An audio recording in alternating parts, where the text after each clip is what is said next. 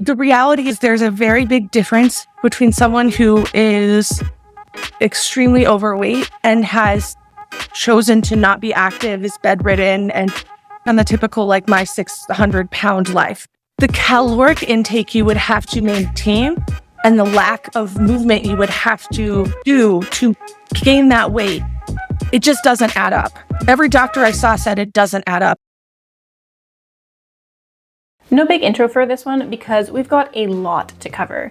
And yes, I know that Anna has gone through her final liposuction surgery on her stomach, but we're going to let her recover a bit before we go over her story and her results from that. Because today, we're talking about Anna's growing influence in the world of lipedema treatment, and specifically her promotion of full body liposuction as her primary method of managing the condition. This, of course, goes hand in hand with her tendency to throw a fit anytime somebody dares to mention the possibility of her addressing her diet. I'm so sick and tired of people coming on my account being like, when are you going to address your diet? Y'all don't know what I eat.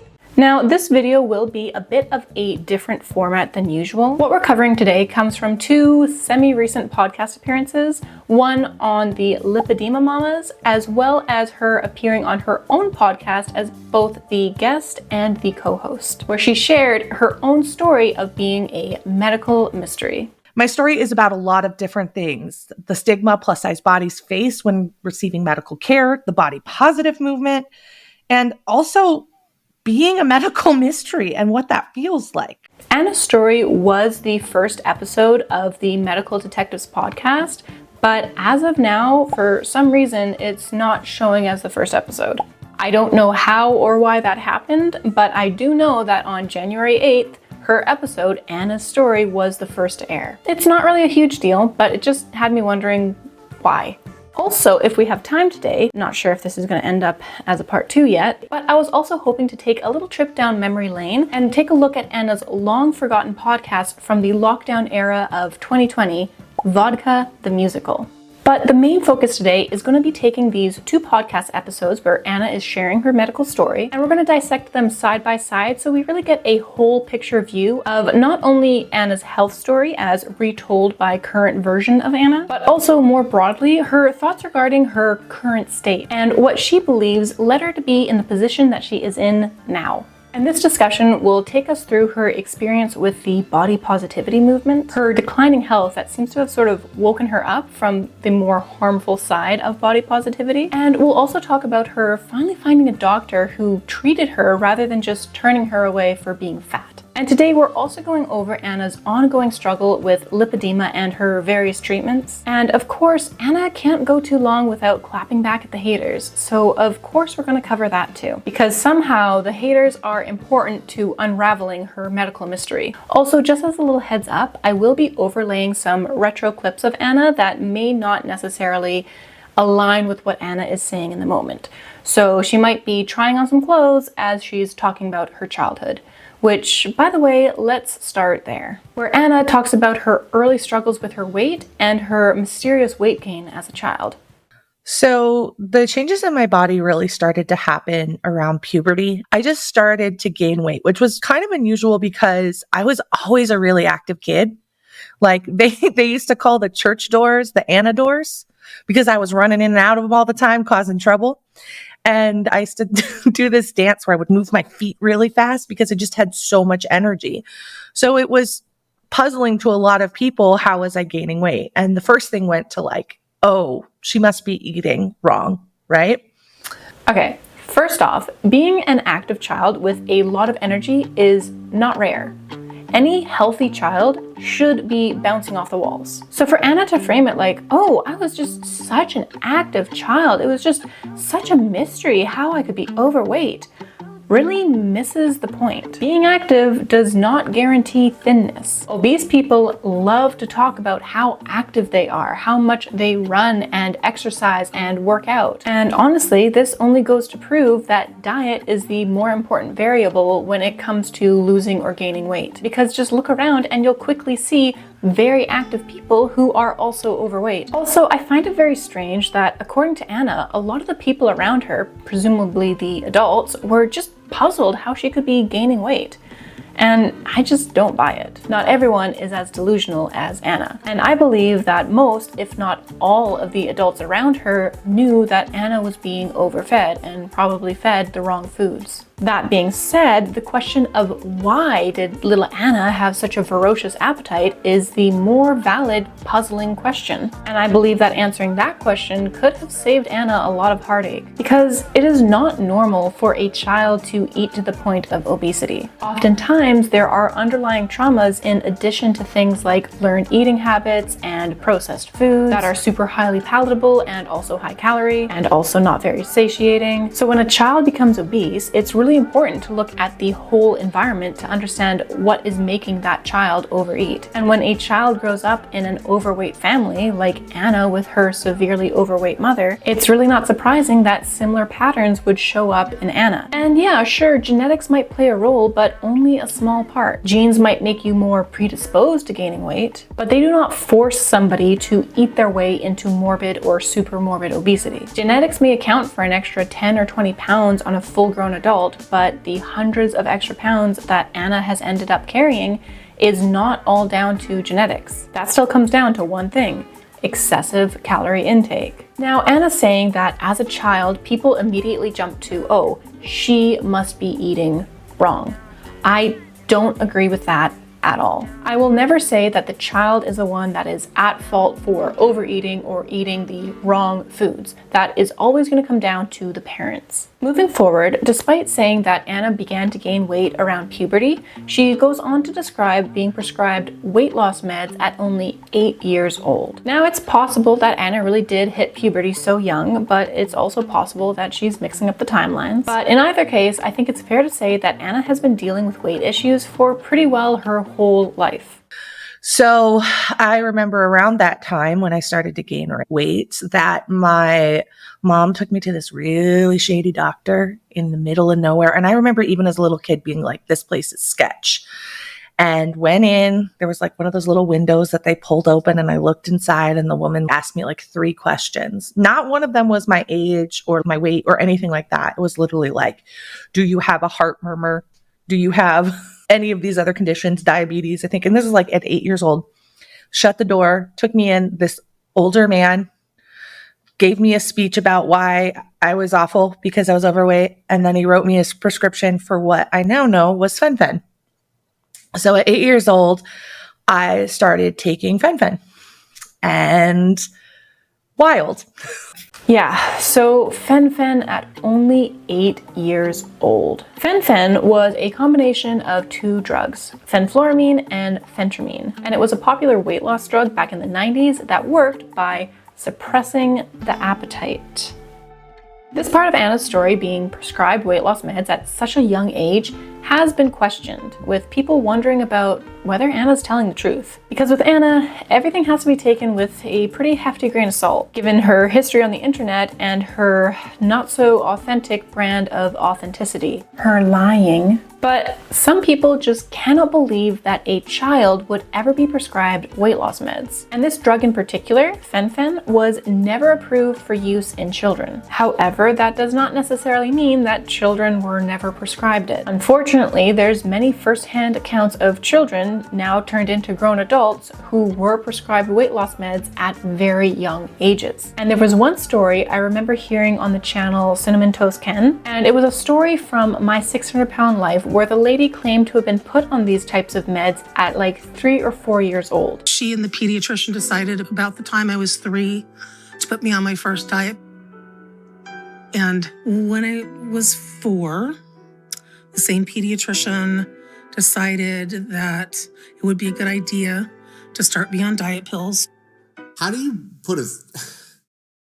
And the host questioned this, thinking that she must be lying, but in their comment section, they had numerous people coming out and saying that, yeah, I was prescribed these weight loss meds too. So this kind of stuff did happen, but did it happen to Anna? If I had to guess, I would think that it actually did happen, just because why lie? That said, there are other parts of her story that don't totally add up. Anna says that the doctor asked her, an 8-year-old child, whether or not she has a heart murmur. What kind of doctor asks that to a child? And like, sure, I guess it could happen, but I just feel that this story is a bit exaggerated if it is true. I also don't know whether a doctor would go ahead and tell a child that they're awful for being overweight. If that is true, that is just absolutely horrible and should have never happened. But as dubious of a story as this whole evil doctor telling poor little Anna that she is an awful person, there is some evidence that Anna was forever scarred by the term overweight. If you paint a picture of me when I was younger, I was a larger kid. I hate saying overweight because I don't think there is a set weight. So underweight, overweight, I guess those are medical terms, but I just feel like it's a very villainizing term to throw on someone. Yeah. And also, like, I was a big kid. So I hit puberty really early. There's a photo of me with all my cousins. I am 6.5. My cousins are 12 and 13. I am the same, like, size as them. Wow. So, like, I was my full height in 5th grade. How tall and are I'm you? tall. I'm 5'10", 10.5. Oh, tall Probably the girls same. unite. So imagine being that height in like 5th grade. Yeah. This was I like, lived that life. yeah. So I was just big. I was just big all around. So like also then being heavier and like awkward. Anna used to acknowledge and understand that she was and still is categorically overweight. But now, for some reason, she's hesitant to even use the word. And I don't know, maybe she was just being extra cautious knowing the type of platform that she was on and the type of audience that this podcast has. And their typical followers perhaps don't like to use wording like that. But overweight is what she was and what she still is. And yeah, she's tall, but she's not just big. That being said, I don't know what she was like as a child, and I don't know how overweight she really was, because I couldn't find too many photos of her aside from these couple of photos. One was posted recently by Anna where she does appear to be like a little bit chubby, but in this other one that I saw through Reddit, she just appears to be like any old normal weight child. And I don't know how old she was in either of these photos, but I would hope that if a doctor were prescribing a child something as strong as weight loss meds, I would hope there's at least a good reason for it. And maybe that's not the best way to say it. I don't think there's ever a good reason to prescribe weight loss meds to a child. I believe that they still have a lot of time to relearn eating habits and, fix it for themselves. What I mean is if a doctor was prescribing Fen-Phen, I hope the child was at least overweight. But in any case, Fen-Phen was not something that should have ever been prescribed to a child or an adult, because later on it came out that Fen-Phen had some serious side effects. In 1997, when Anna would have been around 13 years old, the drug was pulled off the market for causing serious heart and lung issues. So not only should we be giving Anna sympathy for being put on weight loss drugs at such a young age, we should also feel bad for her because these drugs were really dangerous and they left long-lasting damage. I mean, to look back at that now and even to have had to do some things on my journey because of that, because now what we know what Fen-Phen can do to the body, there were concerns about heart issues when I was pursuing other things down the road. So I don't know why that was okay. I don't know why it was so casual. I think I'm still coming to terms with why my parents thought that was okay to do. Like I said, I don't think it was ever right to have been prescribing weight loss meds to a child. But I also don't know that I would necessarily blame the parents for going along with the doctor's advice. I feel like the onus would be more so on the doctor and the society at the time thinking that this was okay to do to a child. The parents, on the other hand, could have very well been convinced that this was the best thing that they could do for their kid. And I don't believe that any parent would intentionally harm their kid like this. And in Anna's case, I think it's important to understand the family context. Because as I mentioned, Anna's mother was severely overweight when Anna was a kid, and unfortunately later on her mother would pass due to obesity-related complications.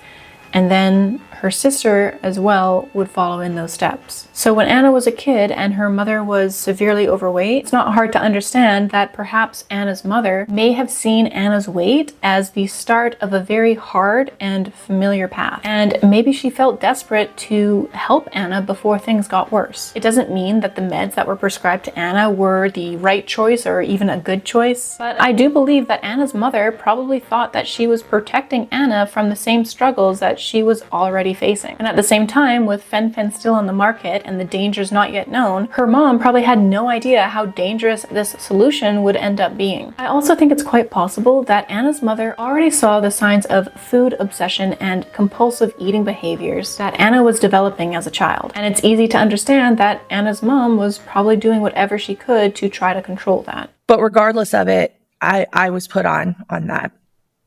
And I lost some weight, but not really. And I just remember during that period of my life that every once in a while I would get to eat normal food. So my mom, I remember, threw everything away in the house, like had this big menagerie where like everything that, in my opinion at the time, tasted good was in the garbage.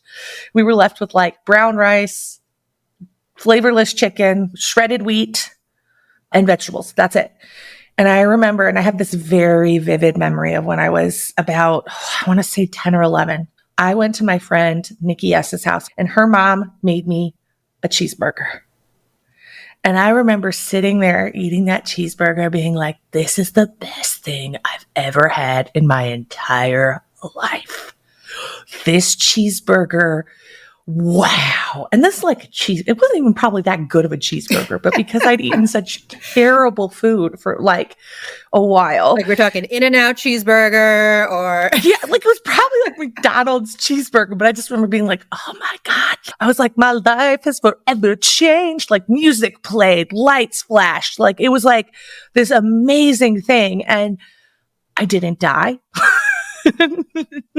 There were no issues, and I just had a normal day. First off, sorry for the repetition. If you do follow all my content, I know that I included this in my previous video, but for consistency, I felt that it was necessary to include this again here, because this moment really tells us a great deal about Anna's early relationship with food and how important food was to her even as a young child. To be clear, it is totally normal and okay to have memories tied to food, but the lights flashing, music playing, and this moment of pure bliss that Anna is describing, that's not normal. It sounds like food wasn't just nourishment or enjoyment for Anna. It was forbidden, dramatic, and emotionally charged. And experiences like this can absolutely plant seeds for the type of overeating that Anna would clearly struggle with later in life, into early adulthood and even up till today. And Anna often uses stories like this to position herself as a victim of diet culture, which sure, there is some truth in that, but she rarely acknowledges how these early struggles with food may have also contributed to her adult struggles with overeating and weight gain. There's this tendency to focus only on how harmful restriction was, but never really explore how that restriction led to fixation and how that fixation may have turned into more addictive eating type behavior. And I know, guys, you hate the censoring, I hate it too, but YouTube won't let me say the word, so I'm sorry. So moving swiftly on, Anna apparently did see some weight loss with Fen-Phen, but not much, and eventually she began to gain weight again, and the side effects of Fen-Phen came out again around the time she was 13, and she was taken off the drug. So perhaps this coincided with the weight gain, but in any case, she continued to gain weight into her 20s. And in her 20s, she got together with a group of friends who were all losing weight together, being active together, and on Weight Watchers together. And Anna was able to see a significant amount of weight loss before again stalling. I think as we fast forward and I stopped losing weight, I lost about 100 pounds that way just by literally getting active as part of this Weight Watchers group. And I would go to Soul Cycle with these girls. I would run to Soul Cycle, do 1 to 2 Soul Cycle classes and run back. I started walking to work. So I would walk from Brooklyn to Midtown Manhattan, which is about a 4-mile walk. And I would walk there and back. And I started just becoming really, really active. Again, I never was like an eater or an overeater. So it kind of was like my activity just jumped up and that's where the weight went. First off, we have evidence from her old blog, something that I did cover again in my previous video, that directly contradicts this claim. In her blog, Anna described her experience after the She wrote about dealing with binge eating. She is lying through her teeth and trying to rewrite history by claiming that she was never a eater. Also, it's worth noting that Anna claims to have been able to lose around 100 pounds with what she describes as lifestyle changes. She increased her activity level significantly by walking more, doing multiple soul cycle sessions, and being surrounded by a support group. This is important context, especially because today Anna describes not being able to lose any more weight because of genetic factors and lipedema and whatever else I'm sure she'll add to the list as time goes on. But if that's truly the case, then how was she able to lose 100 pounds in her 20s? And do you notice how heavily Anna emphasizes activity? There's almost no mention of food or diet in her retelling of this story. It's all about getting more movement. And while yes, activity is absolutely important for your health, it does not guarantee weight loss. If your diet doesn't change, or if you rely solely on physical activity, weight loss tends to plateau as the body adapts and gets more efficient, and any further weight loss will require a diet change. My activity just jumped up, and that's where the weight went. But then it stopped. I had lost weight and gained weight before, but this was very different because I was gaining weight while still maintaining a really healthy lifestyle. So I was still going to spin class, I was still running, I was still eating healthy, I was still walking to and from work. So it didn't make sense that I was gaining weight back. I honestly didn't know what to think. I felt very cheated. I felt very angry because I felt like I did everything right and this is my predicament. So like, what the hell?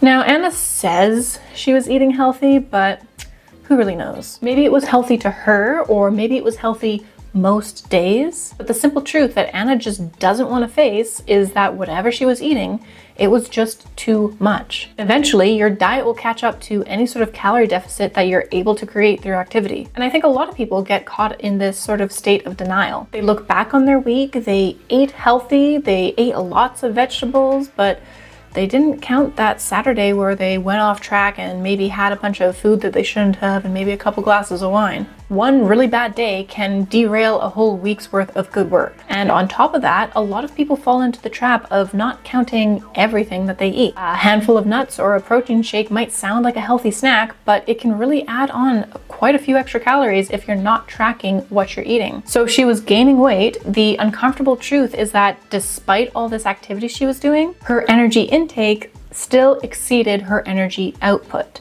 That's literally the only way you can be gaining weight. You cannot out-cardio a constantly high-calorie diet. But Anna didn't want to believe that she was possibly doing anything wrong. It was just her body betraying her at no fault of her own. But I think I started to isolate myself because I was embarrassed that I wasn't able to keep up with my friends who were making, oh God, already crying, who were making all of these amazing changes in their life. And I was making the same changes, but not seeing the same success. So you begin to build this mental capacity of like, I must be lying to myself. I must be a failure. I don't want to have the conversation about why isn't it working.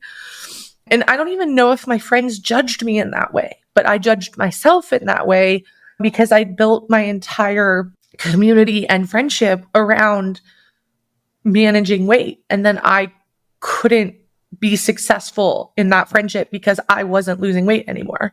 Listen, first off, I understand with the feeling of being an outcast, feeling like you're falling behind even though you're doing the same thing as everybody else. That feeling of inadequacy is real and it is very painful. But it's not shameful to make mistakes. It's not shameful to miscalculate or struggle with food. But the more time that you spend trying to find blame outside of yourself, the more time you waste not taking back that control over your own life. And Anna was so close to having a breakthrough. She starts to acknowledge that she may have been lying to herself. And if she could admit to herself that she was the variable, not her genes or her metabolism or her lipedema or flare-ups or whatever else, then she would be able to reclaim the power and change the outcome for herself. But she cuts it off. She doesn't want to have that hard conversation with herself about why it's not working. And I have to ask, why not? What would that conversation reveal that Anna didn't want to face? Probably the fact that she wasn't really doing all the things as perfectly as she wanted to think. Maybe she wasn't being as consistent as her friends. Maybe it wasn't her body betraying her. Maybe it was just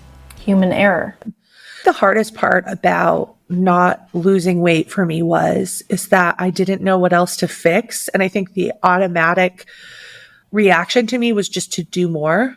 But then what happens is you do more and, I would eat less and less. I would work out more and more. And I would say, honestly, running to SoulCycle, doing 2 classes and running back is probably not healthy behavior.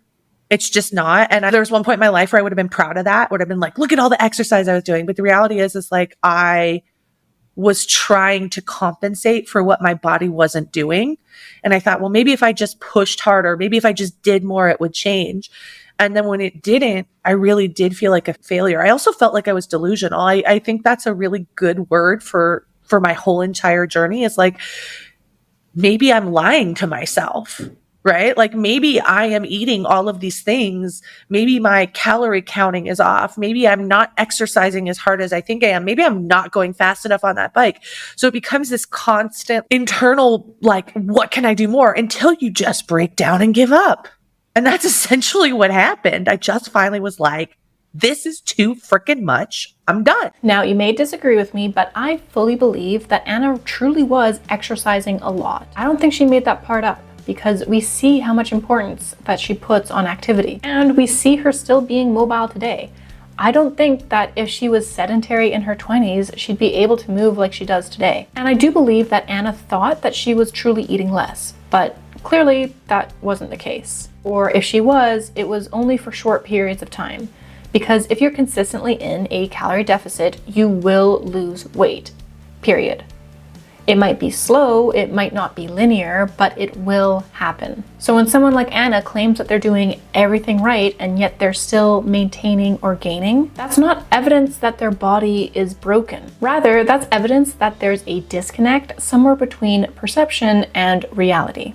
And that's where Anna's story about her weight seems to stall. She hits this emotional wall, feels overwhelmed, and just gives up. But not because it was impossible, it's because it was hard. And because the solution required Anna to be brutally honest with herself. And until Anna's ready to have that hard conversation with herself, like about why she hasn't seen the same success as other women who have lipedema and who have been able to lose massive amounts of weight, she's gonna be stuck here. This moment, this narrative, is going to be her permanent reality. Now, alongside Anna's struggles with her weight through her 20s, Anna also started a blog, marking the beginning of her metamorphosis into glitter and lasers. And in classic, quirky influencer fashion, Anna, of course, has a funny story to go with this. And she shares how she came up with that catchy name. So this is the probably most unusual influencer start story you will ever hear. When I first had glitter and lasers, like when I first started it was literally for my friends. And I don't know if you guys remember the era of where everybody had a blog. Mm-hmm. Everybody and your brother had a blog. Like we all thought that people cared about the mundane details of our life. We all had a blog spot, and we all would Did you have a Zanga? Oh, hell yeah, I had a Zanga. I just migrated through whatever was the platform du jour. And I was trying to lose weight at the time, which I've talked about before. And I didn't necessarily know about lipedema, but it was that. Then I just let it be my friend page. It was back before people used their real names on social media. We all had cool code names. So that was my code name. And fast forward maybe a couple years, 3 or 4 years, I'm working in a tech company, and we made software for social media. And they were like, we need you to test this. I was a product manager. So literally my background is coding. I have a master's in statistics. That's what I was doing there. And we were testing analytics and programming for content. And we needed an account to test that. So I was like, oh, I'll just throw my personal account in here and then I'll post every day. And that way, I can see it. And my friends will be doing me a solid and like it, because that's what friends did back in the time. Yep. And it blew up. Wow. The version of this story that she tells here, as well as on her other podcast, is basically the same. She created an account to test a product at work, and it just took off. But the creation of the name Glitter and Lasers does differ a little bit from Anna's retelling. Originally, back in the early days of her blog, Anna was just Glitter, and a male friend, not sure who this person was to her, was Lazers. Eventually, this male friend just dropped off entirely and Anna took over the whole brand of glitter and lasers. But she never really explains what happened to this guy or why he just disappeared. Maybe in this retelling she just didn't think it mattered, but it is a bit of an odd omission. And Anna sort of offhandedly remarks how she was trying to lose weight at the time, not knowing about lipedema, as though she's reflecting now to see how terrible it was that she was ever trying to lose weight in the first place. But Anna's blog back then was much more realistic. She understood that her weight was an issue. She talked about her struggles with her weight. She even talked about her audition for The Biggest Loser. But now she looks back at those weight loss attempts and thinks, oh, how naive I was to think I could have lost weight. Just more of Anna twisting the narrative to whatever suits her in the moment. So Anna goes on to talk about her virality and how she sort of rose to fame, as it were. Like, did you have a specific post or reel that just absolutely went nuts? I will say on TikTok, I did have one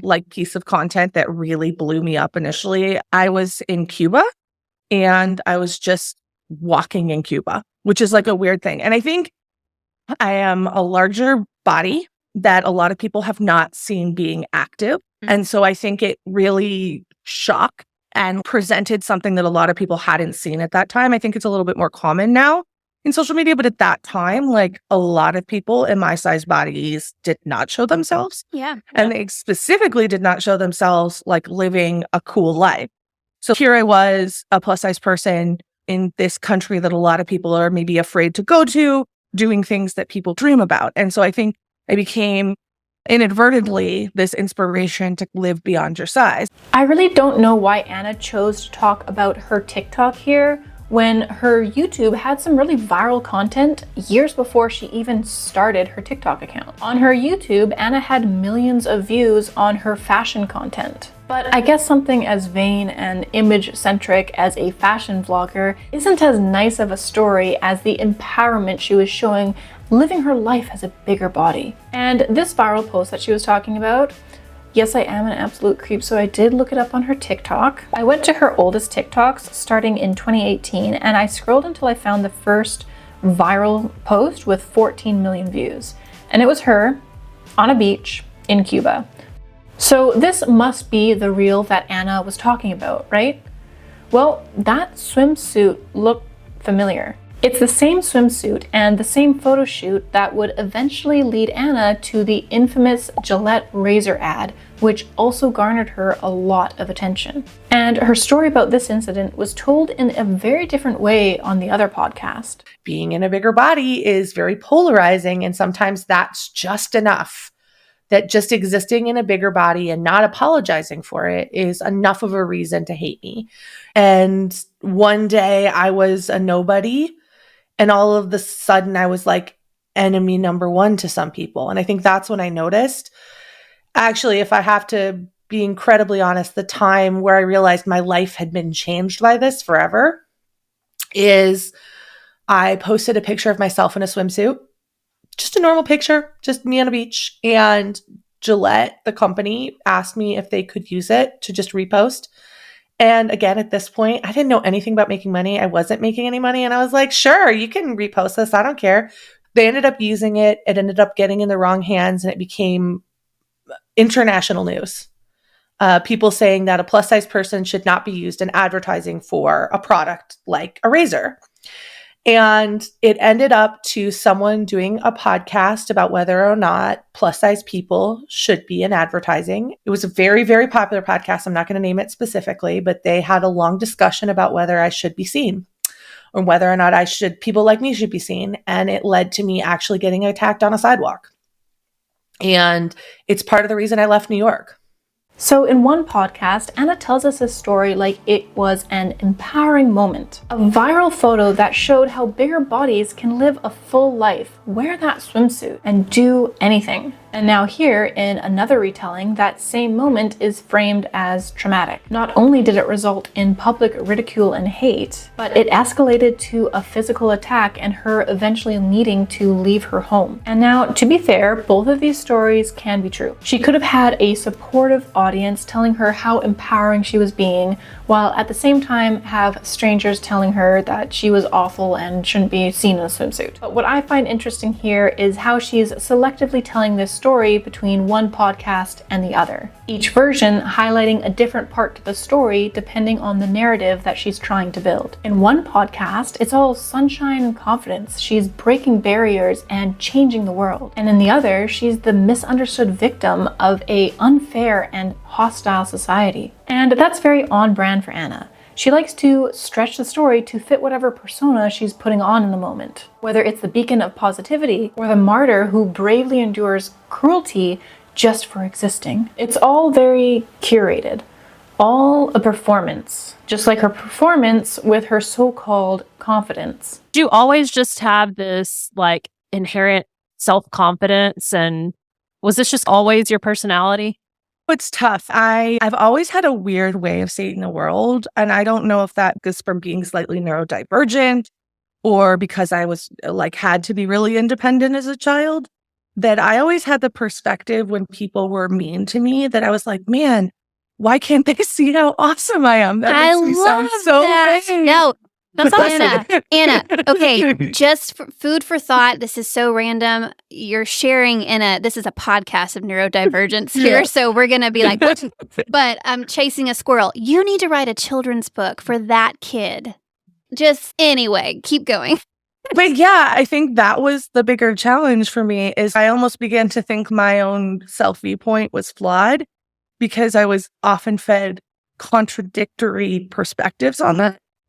And throughout my life, I've done some pretty amazing things. And I think because I've always sought knowledge and exploration over attractiveness, I've had a lot to ground my self-worth on that isn't related to how I look or my size. I love that. At first glance, this clip might seem wholesome and are reflecting on her childhood confidence and how she's always grounded her self-worth on things beyond appearance. But when you actually listen to what Anna is saying, and knowing Anna, it sounds to me a lot more like unchecked ego rather than genuine self-love. When she says things like, why can't people just see how awesome I am in response to people being mean to her, that's not confidence. That's narcissism. It's the belief that any form of criticism or negativity must come from a place of ignorance or jealousy, never from anything she might need to genuinely reflect on or take responsibility for. Which sounds a whole lot like how current Anna behaves too. Even when she talks about grounding her self-worth in her accomplishments, it's framed as, I've done all these amazing things, just this blanket statement of superiority. So is this really confidence or just more of her unchecked ego? This kind of thinking isn't just egotistical. It's part of a larger pattern of Anna's narrative. To her, I'm not problematic.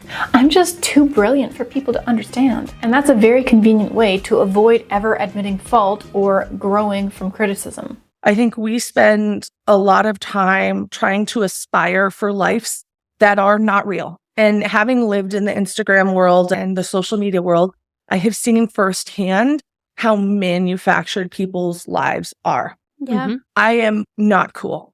And people are like, oh yeah, but you are cool. And I'm like, no, I am not cool with a purpose because most people are not cool. Yeah. Most people are just trying to get through the day the best way they can and feel good about it. Yeah. Most people are not going to crazy concerts and events all the time. Most people aren't buying designer purses every week. Yeah. And that is not a realistic lifestyle to attain for. The irony here. Anna is always caught giving these fake, forced smiles that immediately drop as soon as the camera cuts. Anna is the definition of toxic positivity, and she's part of the problem posting all these highly curated, highly manufactured ads that serve a main purpose of pushing her followers to shop at her LTK. And after she's done posting these dumb little stunts saying, oh, look how awesome I am, look how great my life is, she'll post another thing saying, oh, I am in so much pain, guys. She is so fake, it's sickening. And the fact that she says this kind of shit like she's not part of the problem, top tier delusion. And it's because of all of these followers yelling, yes, queen, at every little goddamn thing she posts. And I would even say within the plus size creator space, just in general, since I live so heavily in that space, there's a lot of pressure to always be seen beautiful. So like always have your makeup and hair done. And I have made a conscious effort to show myself in what would be considered ugly phases. So show myself when my face is in a flare, to show myself without makeup, to show myself with acne, to show myself when I look terrible. Because 50% of the time, that is how I look. We have this perspective that everybody's put together all the time. And the reality is we're not. Yeah. But I do also show, like, I'm just to be very real. Sometimes I will do like a fantasy makeup and I will do filters and stuff because that to me is just creating art. It's fun. And that is another side of myself. But I don't think those things have to live in contrast of each other because I feel like I show enough of myself is like the Hot Mess Express that you can appreciate the times when I go and create something artistic. And I think that if anything, what social media needs more of is like multifaceted people. Yes. Yes. We live in this like one vein of what a person looks like. And then we lose sight of the fact that people are ugly and beautiful. People are talented and also terrible at things. People are messy and they're clean. Yes. We are all of these states of being at various times of our journey, our day, our week. And to really show a person, you do have to show all of those parts of your life. And so that's really what I'm trying to be. And I get hate no matter what I do. So who cares? You know what? Yeah. This, just like when Anna was talking about grounding her self-worth on things that aren't related to her size, so fake. Literally so not true. Anna's whole brand is her size. She would not have the success that she does today if not for her size. And yeah, she does often show herself with no makeup, hair in a mess, freshly out of surgery, but she also constantly posts about being beautiful despite her size. She flaunts her body wearing these tiny little bikinis and shaking around with that big fake smile plastered on her face. Or like this post, calling herself a certified hottie. And yeah, she'll post herself with messy hair or a breakout, but she's still looking for that validation like, OMG, you're so brave, or you're so beautiful no matter what. That is the goal. She still wants to be validated for her looks. Looks are still very important to her. And I'm sorry, but the filters that she uses aren't just for her fantasy makeup looks. She was caught using face slimming filters on multiple occasions, like in this clip caught by Shakara Transformations. Smells amazing. Yes, it's a filter. Literally would use this just for... You see? You see it glitching? See? Oh my god, guys. I can't believe nobody picked up on this. Look. So here it's the filter. It's a slimming. It's like a pointing chin filter. Here it filters. And you see how it goes? She's using filters. That's not very body positive of you, Anna. I also started to get very involved in the body positivity movement. And this opened up a whole different world where my weight was seen in just a very different way for the first time in my life. So now I had this beautiful place in social media where people were like, you're beautiful, you're special. And we were talking about bigger bodies in a different way. I had lived in this world where I had learned to accept negative preconceived opinions of me and rise above them, which is, again, a great skill, but not super healthy or amazing to live in. And now was presented with a world where I didn't have to prove anything, or at least it felt like I didn't have to prove anything. And that was, for lack of a better word, addictive. Anna's relationship with the body positive movement is complicated. She still clings on to it in many ways, like how she hesitated to even use the word overweight to describe herself. And yet she has openly said that she does want to lose some weight. Carefully, of course, very carefully, because saying the wrong thing might upset the very audience that she has built. And one side of body positivity is very vocal about being against intentional weight loss in any form, no matter the reason. So Anna has to walk this tightrope. She has to say things just right to appeal to both sides. And here she admits that being praised and told that she's beautiful no matter what was understandably addictive. But Anna also acknowledges that surrounding yourself with yes men is not the greatest way to go about life. But Anna is still chasing that validation to this day. She deletes any negative comments or entirely turns off her comment section in some cases. She says that she learned to rise above the negative comments, but it's clear she never accepted those opinions in the first place. Everything she posts is to prove that she's not like those other fatties, you know, the ones that are lazy and unhealthy. She says she's different. She's active. She eats healthy. She's doing all the right things. But it's just another clear attempt to control or even manipulate the narrative so she can frame herself in the best possible light. Right now, her story is that she's not problematic. She's not spreading misinformation. No, she's just encouraging people to listen to their bodies and go to a doctor if something feels off. That's the narrative that she wants you to believe right now. And I think that has been a challenging part of my journey because, yes, I absolutely want to inspire people to live their best lives, but I also have a lot of guilt and frustration with myself during that time because I didn't look at my weight and go, something's not right. Because I was like really deep in that body positive movement and just really the perceptive of this is just my body size. And come to find out, I kept getting bigger and it didn't make any sense. And obviously my body wasn't happy at that size or happy in that way, or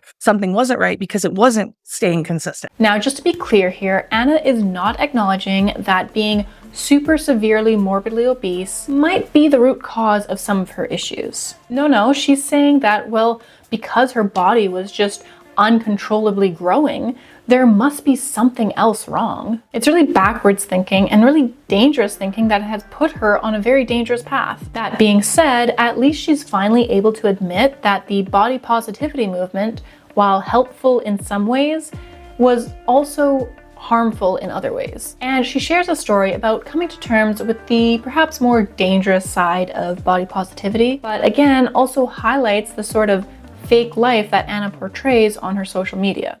I started struggling to get out of bed just in general. And I kept pushing myself physically because around this point, I started to feel in my body really broken down. So as I'm in this community, I just kept thinking, oh, the reason my knee hurts is because I'm fatter. The reason my ankle hurts is because I'm fatter. The reason my thighs hurt are because I'm fatter. The reason I'm tired is because I'm fatter. The reason when I stand up, I almost pass out is because I'm fatter. All of these things just became related to the weight, and that's just how my body was. And so I initially pretended like a lot of those things didn't exist. I think when it became really clear, I have one moment I remember that is the moment where I realized I couldn't live like this anymore. I was in Hawaii.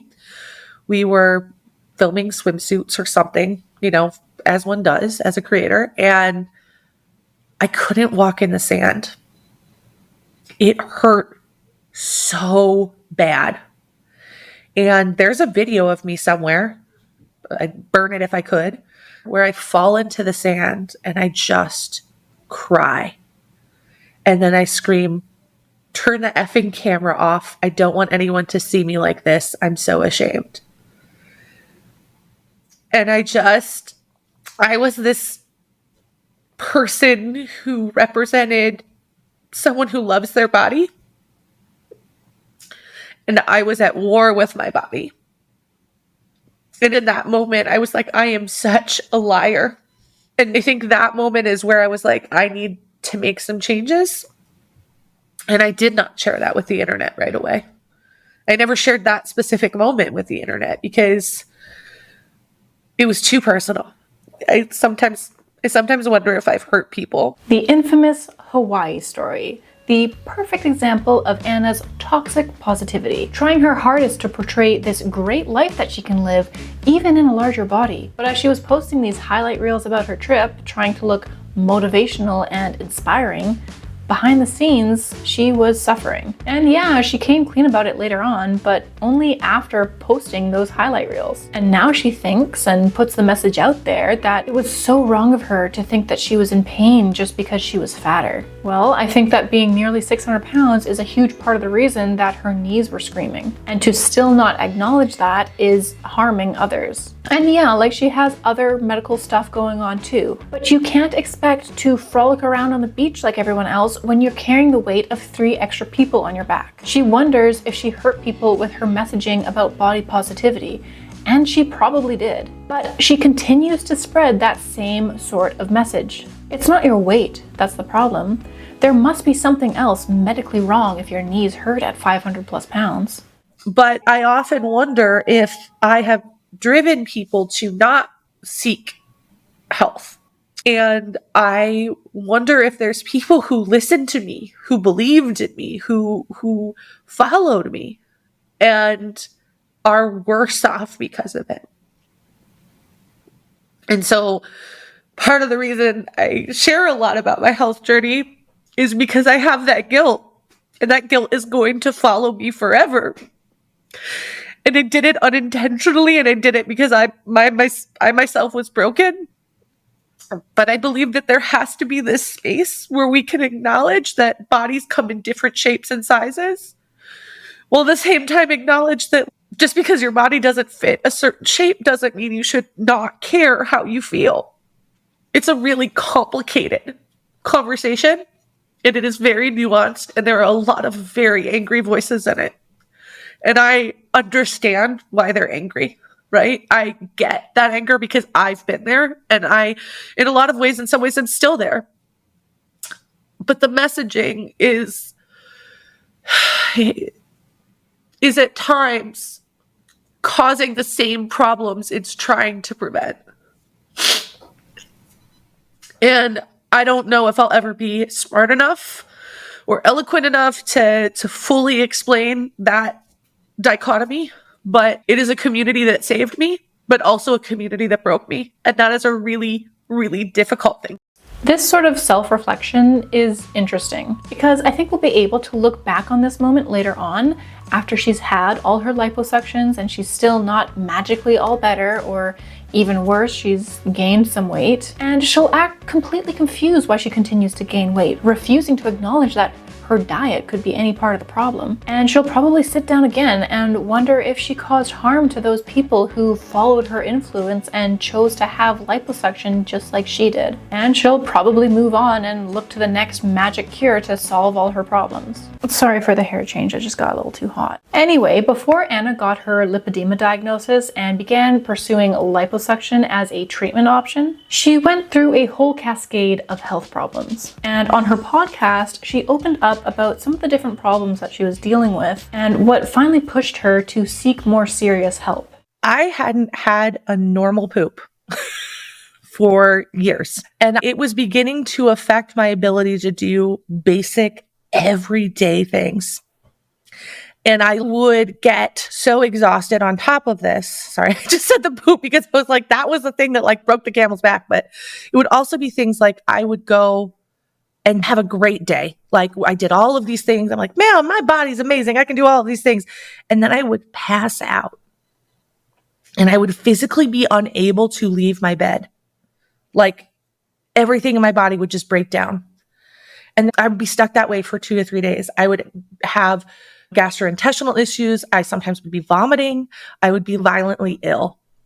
Spoiler alert, she never circles back to this whole situation about her pooping troubles. Don't really understand why she brought this up in the first place if she's never gonna sort of conclude that chapter. But anyway, why oh why would it be so surprising for a 500 plus pound person to become entirely winded and exhausted after a day of pushing themselves and doing 10 times what they normally would do in a day? I think this is normal for anybody in any size. If you have a day full of lots of activity and pushing yourself, you're gonna be pretty exhausted the next day. And for someone of Anna's size, she's gonna feel that even more. But I don't know, maybe what she was experiencing was more than just your typical fatigue, because she goes on to describe some more concerning symptoms. Yeah, it got to the point where I was afraid I was gonna die. I know that sounds like dramatic, but I was also having extremely intense periods. I was bleeding constantly. Like, I just felt like my body was on the verge of shutting down.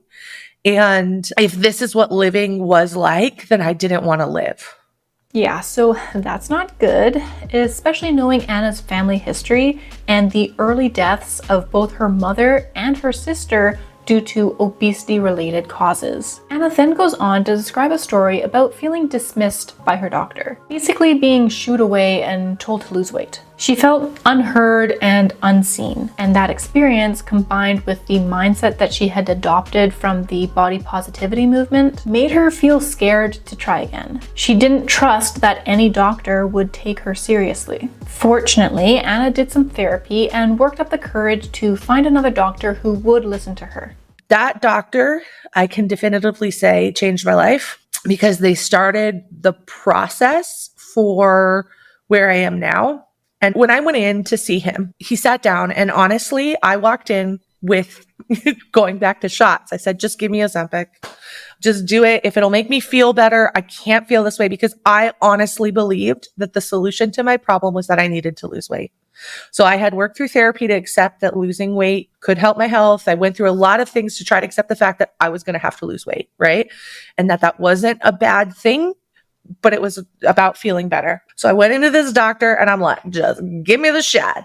And he literally looked at me and was like, how can I give you a medicine if I don't know if you're sick? And it kind of took me back. He's like, I'm not giving you anything until we read your labs. He's like, I don't know what's going on with you. And that is not a professional thing to do. Just hand over medication to a patient I've just met.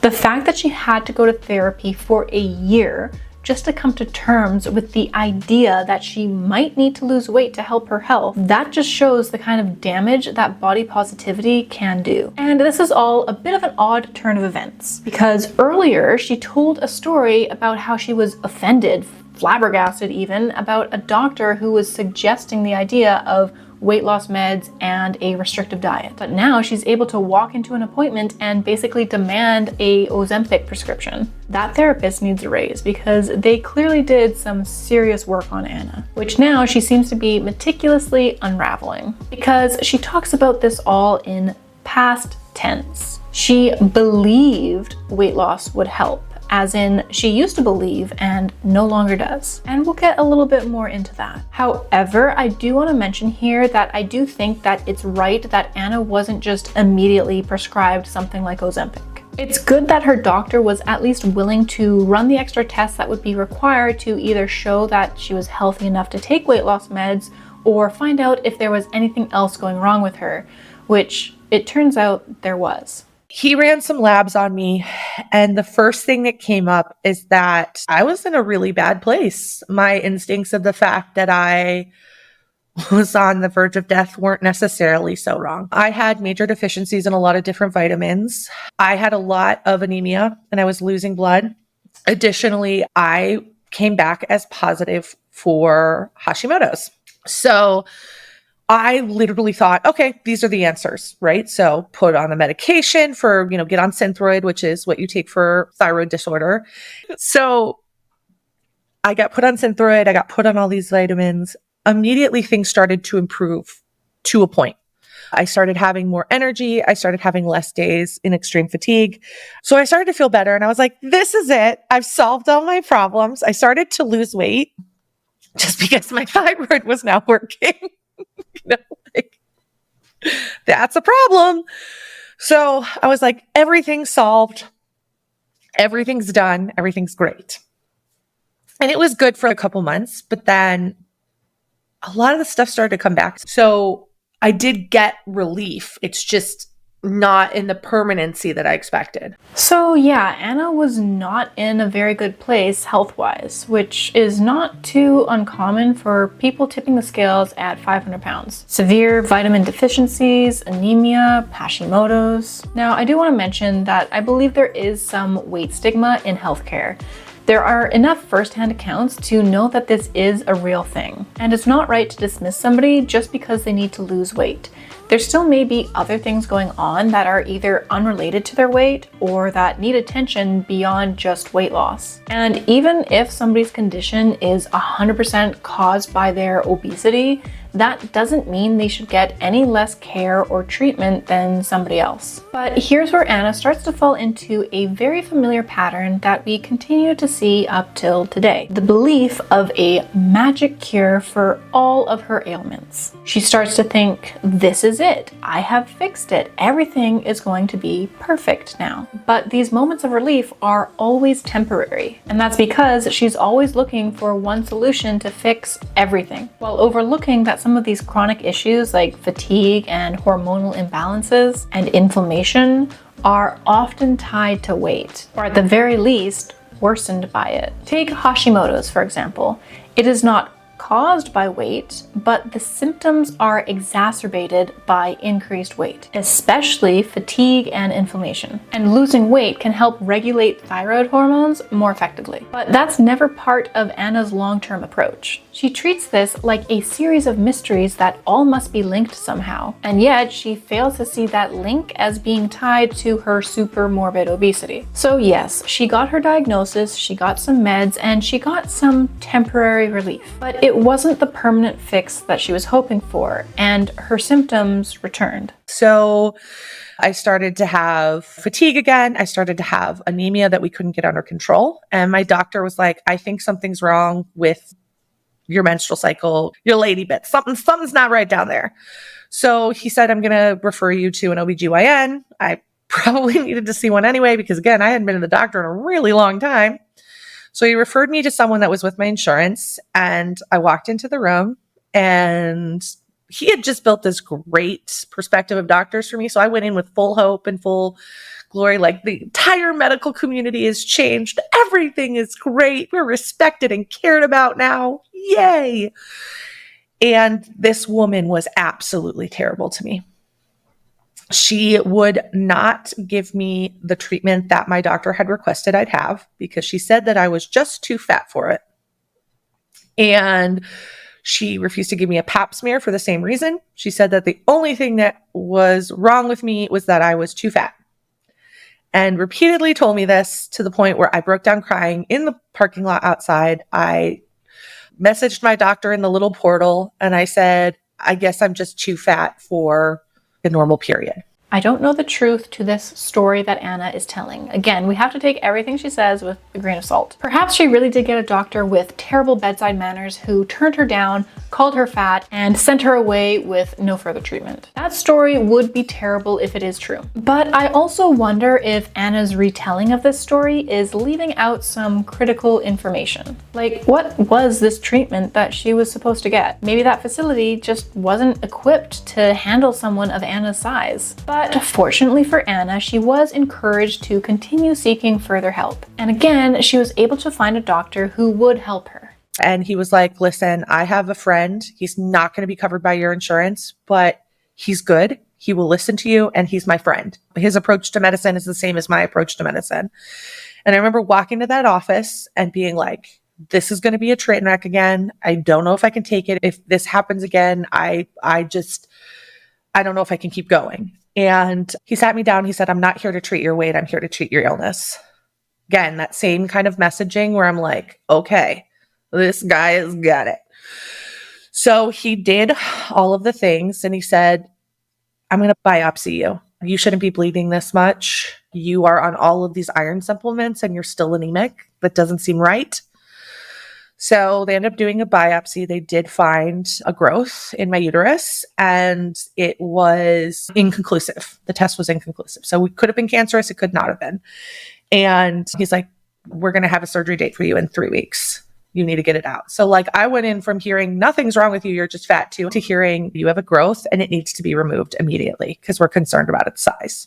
Finding out I had to pay out of pocket to receive basic care just because I was in a bigger body was so frustrating and so debilitating, because at this point I'd already spent so much money. I was driving to see doctors. It's like I couldn't catch a break. And then to be in a situation where someone literally refused to give me basic care that my primary care doctor had already requested because they were concerned something was going on is wild to me. Right. And that was an acceptable answer, and that was okay. And that person felt entirely comfortable doing it.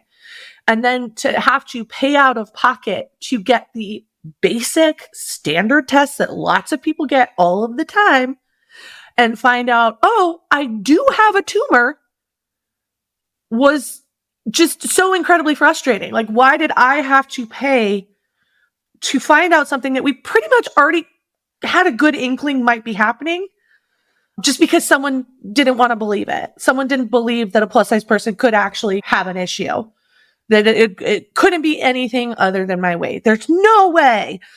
And I had to pay for someone to believe me. Navigating healthcare costs with or without insurance is a difficult task, but not everything is about weight bias. Sometimes it's just about what your insurance will or will not cover, especially when it comes to specialized care and equipment. So while I sympathize with Anna's experience and other people who have undoubtedly experienced something similar too, I don't believe it's as simple as Anna didn't get the care she needed just because she was fat. Instead of simple fat phobia, I think this instance is more, for lack of a better word, nuanced. It's a question about insurance coverage and equipment. And we also have to keep in mind that any mention of Anna's weight, even if it's medically relevant, is framed as offensive and invalidating. So it's hard to know if that doctor really was dismissive or just realistic. In any case, Anna was lucky enough to find a facility that would give her the surgery that she needed. And again, Anna believed that this would be her golden ticket to her whole life changing and everything getting better. So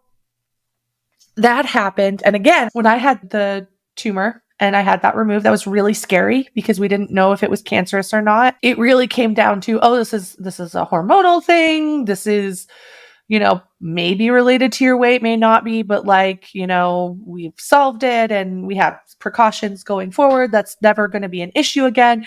You're going to feel less anemic. I was like, we've solved it. Everything's done. I'm great. Things are perfect. And then those problems didn't go away. I still have issues with anemia. I still have exhaustion. But every time you go into a surgery or a major treatment like that, you hope on the other side that that's the answer.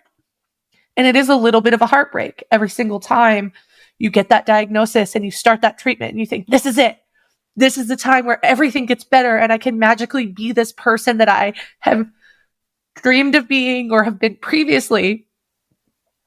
And then you find out you can't. And it's hard to keep faith that you'll get there. So for at least the second time now, Anna believed that she was getting the magic solution, only to be let down when the treatment for her condition did not lead to the long-lasting relief that she was hoping for. Again, Anna is looking for this single magical cure that is the reason for all her ailments. And the reason for this unexplained weight gain. Because it cannot be true that her weight is the reason that all these conditions have become so debilitating that she can hardly function. And it can't be that her diet has anything to do with her weight. There must be another reason. To Anna, her weight is a symptom, not a cause. Anna explains that she had been successful in losing some weight after treatment. But when that stalled, it was right back to searching for the next magical cure. And so, yet again, she went searching for another reason that wasn't her diet that could explain what could be causing all of this. So when I stopped losing weight, it became really frustrating. So I ended up working on a campaign related to weight, and I met a doctor that I really loved who studied obesity conditions. And I decided to take a next step and try to figure out what was going on by going to see her. So I started driving to Houston once a month to see this doctor. And I did start taking Ozempic, but the weirdest thing happened through that process is, yes, I lost weight, but not as quickly as they would have imagined. But what did happen is I started to have just a complete reduction in pain and increased mobility. So I started becoming more and more active because the barriers to my activity had suddenly been reduced. I'm not really sure what Anna expected in terms of speed, but losing around 90 pounds, this was back in 2023, that's a huge accomplishment, especially for somebody who has been so stuck in their weight loss for years and years and years. But what Anna conveniently left out in her retelling of this whole story was that at the time, Anna was not open about her use of being on weight loss medication. She let her audience believe that her transformation and all this weight loss was due to her new sponsor and her workouts with Copilot, which is now Trainwell. And yeah, she did eventually admit that she was on weight loss meds, but not until long after already being called out for being a liar. And yet, even on these weight loss meds, Anna's weight loss still stalled. She says that she had some sort of allergic reaction to a different medication that she was put on, and she sort of glosses over the idea of being put on a higher dose. But then, about 6 months after this weight loss stalled, she was in for her first liposuction surgery because she didn't have any more weight to lose with Wegovy or Ozempic. And if you're curious, I have a whole video outlining that whole timeline somewhere in one of these corners. But what's interesting is how she frames this whole journey with her weight loss meds. The Wegovy or Ozempic or whatever it was she was taking was helping her inflammation, allowing her to move more. And that, of course, led to weight loss. No mention of her diet or the probable appetite suppressing effects that the weight loss meds would have had. To Anna, it was all about being able to move more. So it didn't hurt as much to kneel, or all of my joints used to hurt really bad. So she began to see that that was a little weird. That was another kind of weird behavior. And this starts a kind of trend of things just being slightly off. So she submits a swab for genetic testing for what's called the Rare Obesity Panel. Now, this panel is not the same as the obesity gene panel that you see a lot of people are doing research on right now. These are for conditions that are classified as rare. So like the weird ones. My doctor basically sat me down and she said, listen, I've never had a patient have one of these genes personally, but it is something that we just want to eliminate because your body is not showing normal behavior. So went in, had my rare obesity panel done, and lo and behold, I come back with 2 genes. So essentially what happened when I got my genetic results back is they give you a little counselor that sits down with you and walks you through your genetic tests and what they mean. One of the genes is a known gene. It has a lot of different things associated with it. And then additionally, they were like, oh, by the way, these are so rare, no one will ever research them. So good luck. Have a nice day. Goodbye. Like, that's literally what they told me. And my doctor there was like, I'm not a geneticist, so we can try things. We can figure out what we can do, but I can't guarantee that it's going to work because at this point, we don't really know. I haven't seen this before. I don't have any previous experience to go off of. She talked to some of her colleagues at a variety of different places. No one had seen the combination of the 2 genes. So there was just really nothing to go on as part of what do we do. Anna frames her body as not behaving normally, reinforcing the narrative that her health issues and her weight must have a rare or unknown cause. Having this rare obesity panel done and coming back showing that she does carry some of these genes, to her, legitimizes this idea of her case being exceptional or unexplainable by ordinary science. Her retelling of the story, with the doctor saying that she's never had a patient with this result before, creates this sense of mystery and drama, like a medical anomaly. And now she's left on her own because no one's ever seen someone as unique as Anna. She has no solutions. She's a hopeless victim to these genes. And none of this was her fault. But just because you have genes that may or may not be activated, that may predispose you to either gaining weight or having a slower metabolism or even an increased appetite, does not mean that a calorie deficit will not work on you. Anna can still not defy the laws of thermodynamics, no matter what her rare genes say. So by the time Anna is looking into these rare obesity genes, she already has another explanation: lipedema, a chronic condition that she believes accounts for her unusual fat distribution, as well as her pain, her swelling, and of course, her inability to lose any more weight. Now, with both lipedema and rare obesity genes in hand, Anna is building a narrative where her weight and her health problems aren't just out of control, they're unsolvable. She's not just unlucky, she's unique. And this belief sets the stage for our next chapter: lipedema and liposuction. About 7 years prior to this, I got an email from a woman, and she wrote me an email and was like, I think you have this condition called lipedema. And I was like, it is so uncool to try to diagnose somebody on the internet. And I unfortunately talked mad shit about this woman behind her back. And I feel bad because at that point, I just was sick of people telling me what they thought about my health. And so I totally tuned it out. I didn't even believe it was a real condition. I think I need to say that. I need to say that I thought it was something made up. Like made up, like, hey, you're delusional. I'm just going to tell you that this is your diagnosis so you stop bothering me, like a pseudo diagnosis. Okay, so first off, 7 years ago, Anna very nonchalantly said that she had lipedema. Take into account that I have abnormally large thighs because of lipedema, so just something to think about. So what story is true? Did she scoff at the idea of lipedema 7 years ago? Or did she take that online diagnosis and immediately start claiming that she had lipedema? Who knows what the truth really is with Anna? And yeah, I agree that you can't just diagnose somebody online just by looks alone. So instead, Anna goes to a doctor who actually diagnoses her with lipedema based on looks alone. So when I went to the obesity specialist doctor, I did bring up lipedema with her, mostly because I had received that email before. I'd had other doctors allude to that potentially being a problem, but did not understand the condition enough to actually say for sure if it was. And I just wanted a diagnosis. Sometimes you just want someone to tell you like, yep, that's it. So you feel a little less crazy though. So I brought it up with her and she was like, yeah. Like immediately, yeah. And then I was like, you're just going to say yes. And she's like, well, we'll do a couple things, but yeah. It was kind of one of those things where like, it's pretty obvious I have it because I don't have any weight on my hands and my feet with how big I am. And because I have orange peel texture, because I have certain ways of accumulation, because it's completely symmetrical, because it's in certain parts of my body. There's just a lot of things that indicate.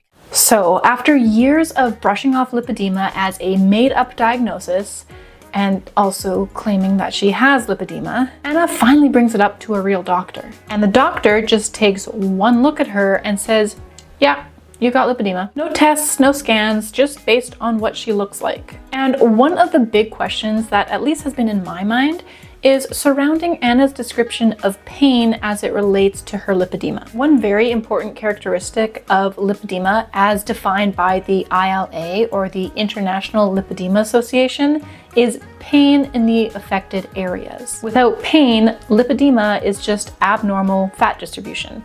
It's not a disease to not like the way your body is shaped. And until Anna got this diagnosis of lipedema, she really never talked about pain in her thighs and arms and stomach where she claims to have lipedema now. And sure, she could have been hiding this type of pain, but since her lipedema arc started, I've always found it very odd that she's just so vocal on this topic of pain, whereas before she was silent on it. And while yes, lipedema is real and liposuction can help in some rare cases, this narrative that nothing else worked, so this is my only option, is a dangerous oversimplification. Anna can be obese and have lipedema. She can have lipedema and also be massively overeating. But I think that Anna is just happy to have another magic answer to the reason of why she is so overweight.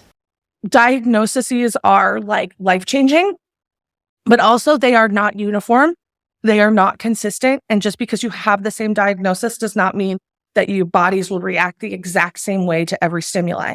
This right here is Anna's built-in excuse in case the liposuction doesn't work. Because if somebody else with lipedema was able to lose weight through lifestyle changes or taking weight loss meds, Anna's answer is, that's great, but that story isn't the same as mine. My body is different. She's already laid the groundwork. Her experience is unique. She's not interested in hearing how other people have succeeded with the same condition, because these stories don't support her narrative. But anyway, Anna goes on to meet Dr. Scamron in LA.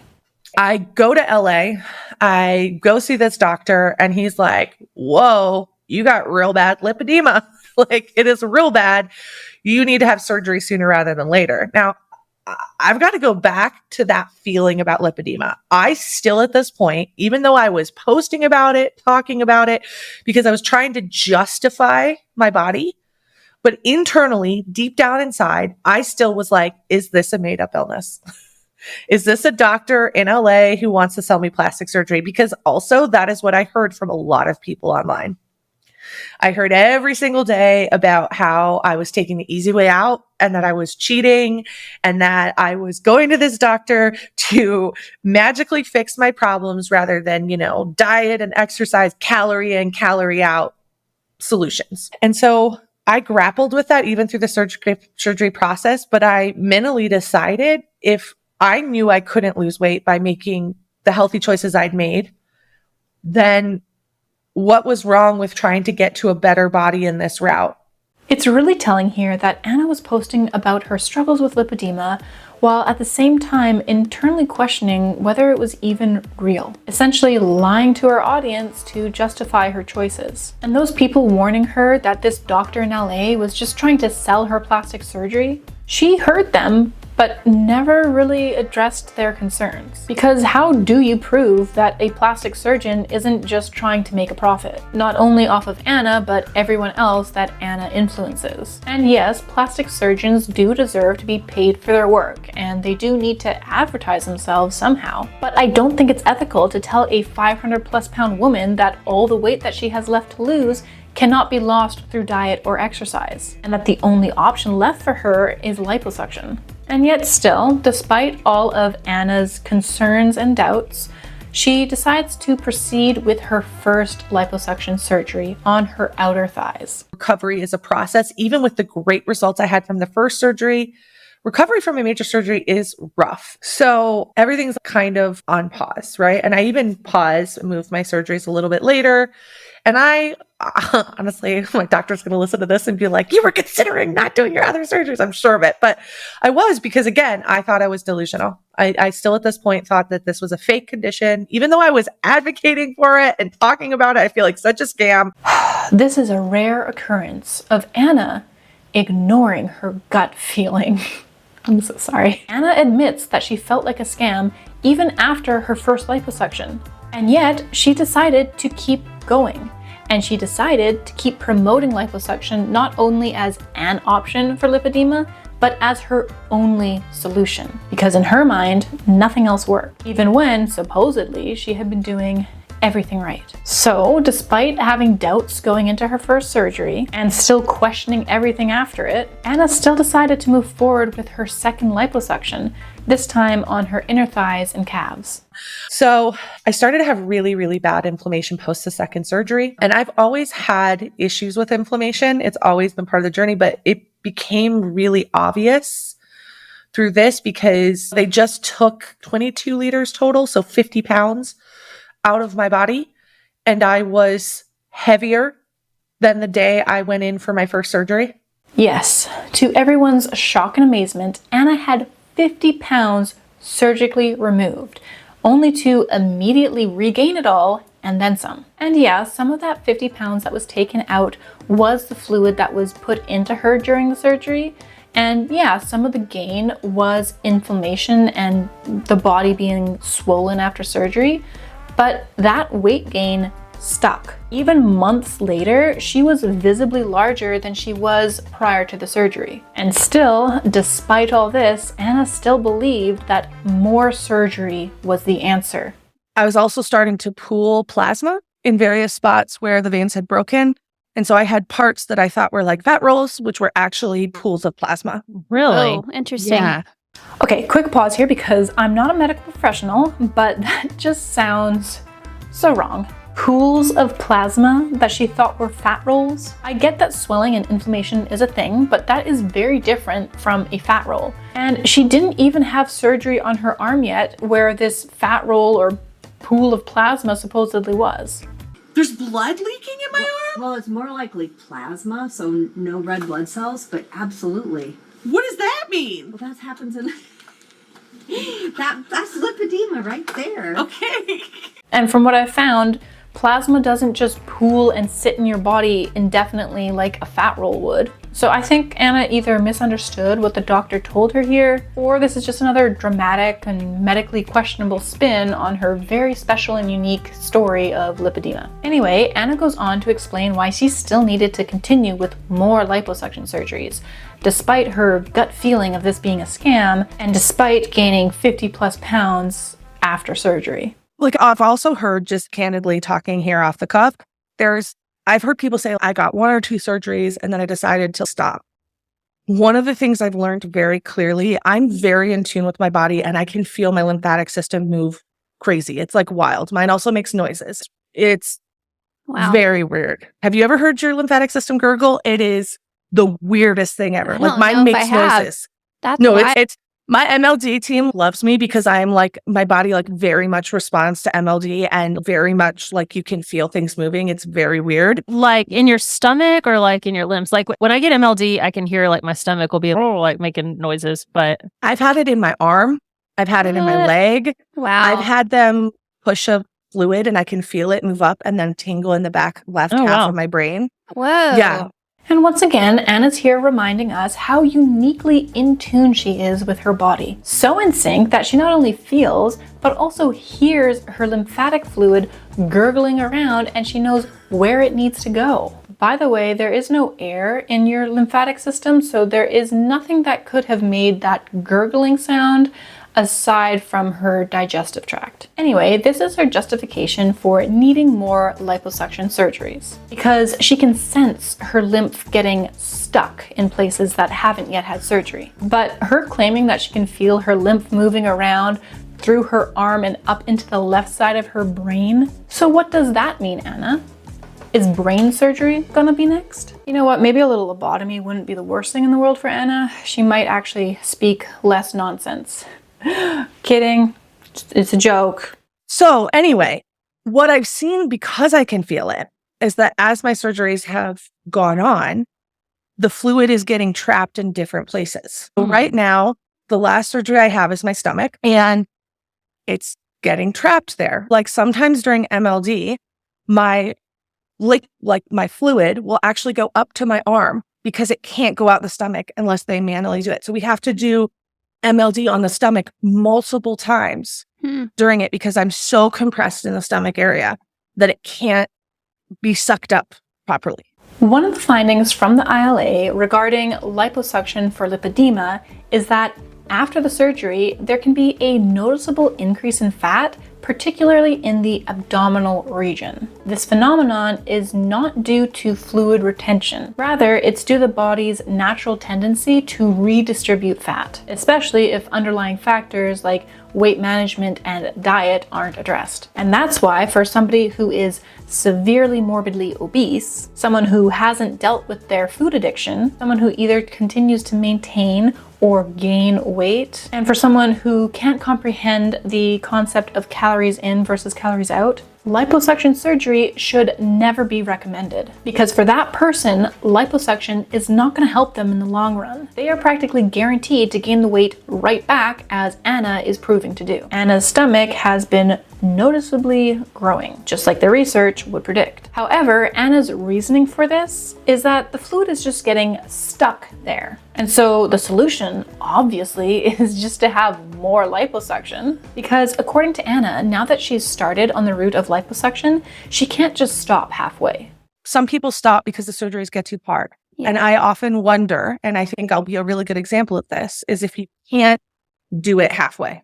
Yeah. You either have to do them all or do them none. I will not know for sure until this last surgery. Yeah. And I'm very curious to see and even tell people what that's like.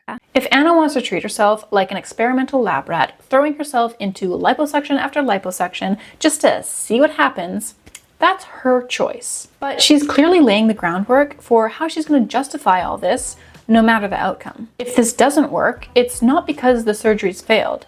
It's because her body is different. It's because her fat is unburnable, and you can't stop the progression of lipedema. And really, liposuction was never about weight loss in the first place. And while I honestly really don't care what Anna does with her health and with her money, It's just really upsetting to see her promoting this as her only option to rid herself of this supposedly unburnable fat. Because as much as she likes to say that, she's not advocating for everyone to go out and get liposuction surgery, she's just advocating for people to go talk to their doctor if something feels off. She says that, but she's absolutely influencing others to also take liposuction as a route to treat their lipedema. And you'll see this in some of her comment sections with people asking about her clinic and the liposuction and the costs and the doctor. It's all very clear that she is influencing and even funneling people into Dr. Amron's practice. And so, of course, Anna positions these surgeries as her only path forward. But what about other options? Like, for example, weight loss surgery. I'm going to say something really spicy. I'm going to be really spicy. It's a spicy episode. We love the spicy. Okay. So I posted something yesterday where I was like, weight loss surgery is not a treatment for lipedema. And I had a very angry response to that with someone saying, it can help you get to a surgery, blah, blah, blah, blah, blah. And I am flabbergasted that people are not aware of the fact that many doctors promote weight loss surgery because it will be approved by insurance. Not because it's the proper treatment, not because it will help you manage your illness, but because insurance will cover it. Yeah. It's also more expensive to execute than lipedema removal in terms of follow-up and care and everything else. And the hardest part about that is if you are a later stage patient, someone like my size, and you have all those constricted veins and you have all those constricted problems, it is going to exacerbate the problem. Yeah. Because it is not going to solve the fact that those systems are not working. So now you're asking your body to recover from a major surgery without repairing the systems it needs to recover. Yes. And those weight loss surgeries can do an absolute horrendous number on your ability to intake proper nutrition. And if our bodies cannot take in the proper amount of nutrition, we are only setting ourselves back. I really don't know enough about the insurance and cost side of the argument to really comment on that, but I do believe that Anna's opinion on weight loss surgery, like the gastric band or gastric bypass, versus liposuction has been heavily influenced by her plastic surgeon. And honestly, I don't believe you can get a real, true, unbiased opinion off of somebody who profits off of you choosing their clinic over a different medical route. I also think that Anna's reasoning here is more focused on the short-term effects versus the long-term results. Yes, weight loss surgery is very hard on the body, but there's no solid research showing that it exacerbates or worsens lipedema. Weight loss surgery just isn't an instant fix, and weight loss surgery will not immediately solve the issue of lipedema. That still requires a lot of time and a lot of real effort after the surgery. Liposuction, on the other hand, offers immediate changes, a visible reduction in size, and probably some pain relief due to removing that tissue that has become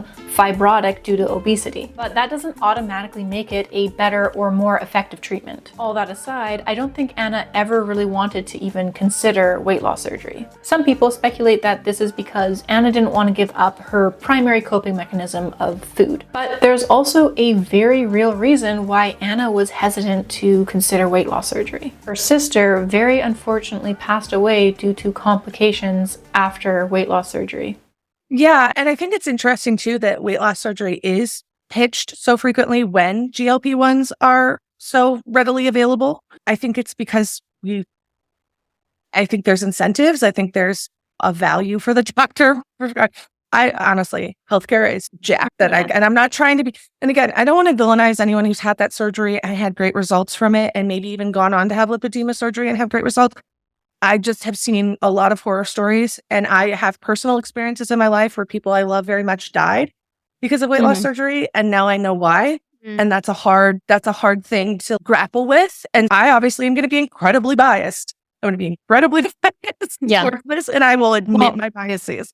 I do want to take a second to acknowledge that losing a loved one due to complications from surgery is awful. And I completely understand how that sort of trauma can completely shape someone's perspective and make them unwilling to consider weight loss surgery as an option for them. And to her credit, Anna does admit that she is biased when it comes to opinions regarding weight loss surgery. But the thing is, that bias isn't just affecting her own decisions. It's also affecting the way that she's presenting those options to her audience. And I think that that's important to keep in mind. Anna also brings up GLP-1 medications like Ozempic and Wegovy, almost as if there's some simple and safe alternative. And while these medications can be powerful tools, they are not without risks. They require medical supervision, frequent monitoring, and they come with side effects that aren't always easy to manage. Not to mention, they also require the patient to work with the medication by adhering to a diet that works with the medication. And now Anna has tried to pursue this route, and she actually had a lot of success. Like I mentioned, she lost 90 pounds when she was on it back in 2023. But then she stalled, and instead of working with a doctor to figure out the next steps, she seemed to just decide that GLP-1s weren't going to work for her. She mentioned having a bad reaction, but I don't know, to me, it just seemed like she quit too soon, especially considering how well it had been working for her. But now that Anna believes that her diet isn't the problem, I guess an appetite suppressant isn't going to fit that narrative. Every day I have people tell me that the reason I got this size is because I constantly eat, right? That I'm constantly doing these things. And I fervently believe, and I think that most medical professionals in this space, I would assume every doctor that we see collectively here would agree with this because they seem pretty in tune with the movement, is that lipedema is a bucket right now.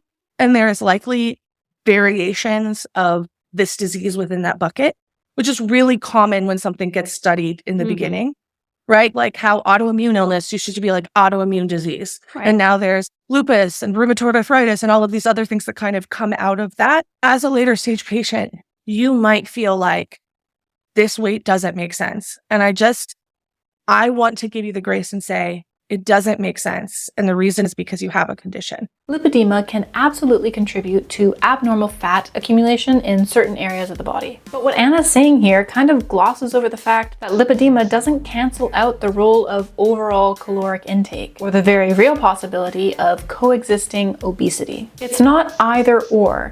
She can be eating too much and also have lipedema. Those two things are not mutually exclusive. What I take issue with is this black and white sort of framing, as if the only two options are you're this way because you are lazy and overeat all the time, or you are this way because you have a medical condition and you can't control it. That kind of thinking really strips away personal responsibility. And I don't think that's fair. Not to the people watching her content, and especially not to the people who do have lipedema and are actively managing their weight through lifestyle changes. This kind of deflection where all the blame is placed on the condition turns legitimate critique into perceived bullying and sets up a narrative of victimhood that just isn't helpful, especially for people who are in similar situations and want to take control of their own health. Because giving people the idea that it's not your fault, you just have a condition, can be really dangerous, especially when you're talking about people who are maybe also morbidly obese or even super morbidly obese.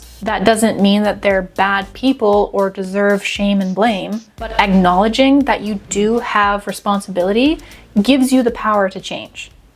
And that doesn't mean that every food choice you make is magical. It doesn't mean that every single day you're exercising. But the reality is there's a very big difference between someone who is extremely overweight and has chosen to not be active, is bedridden, and who on the typical, like my 600-pound life. And I don't want to villainize those people either because I think there is a different emotional struggle there.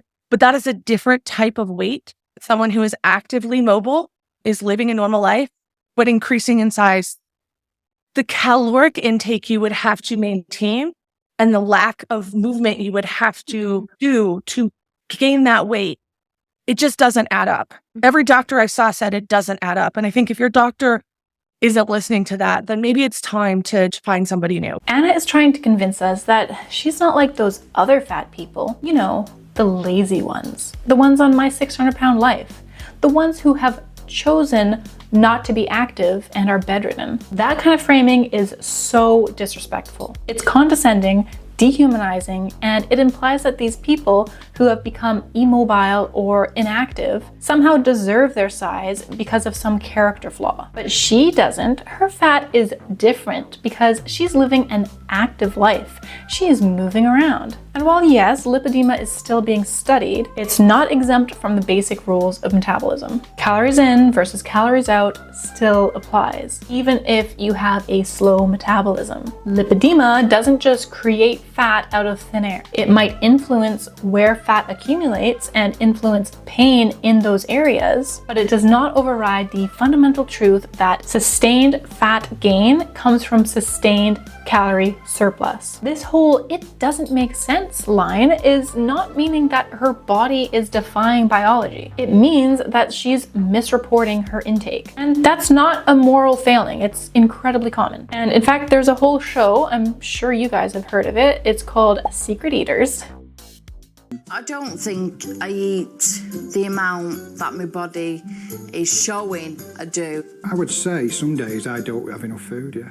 Maybe I should cover one of their episodes. Anyway, they literally film people who are adamant that their size just doesn't make sense. They don't eat enough to justify their size. Well, they have their private investigators come in, they hook up cameras inside their home, and lo and behold, they're eating all this food that they're just not tracking either manually or even in their own head. And they realize that they're just eating a whole lot more than they care to admit. So maybe it's not that everything doesn't add up. Maybe it's just that she's not tracking everything. Or maybe she's emotionally filtering out the parts of her story that she doesn't want to admit to herself. And while Anna may be struggling to accept the body that she's in, her refusal to address the full picture of her weight gain, including lifestyle factors, is only making that acceptance harder. And I think the harder part about this is like, I thought when I started the lipedema surgeries that it would just magically solve everything, or at least I'd get the body that I wanted and had tried for.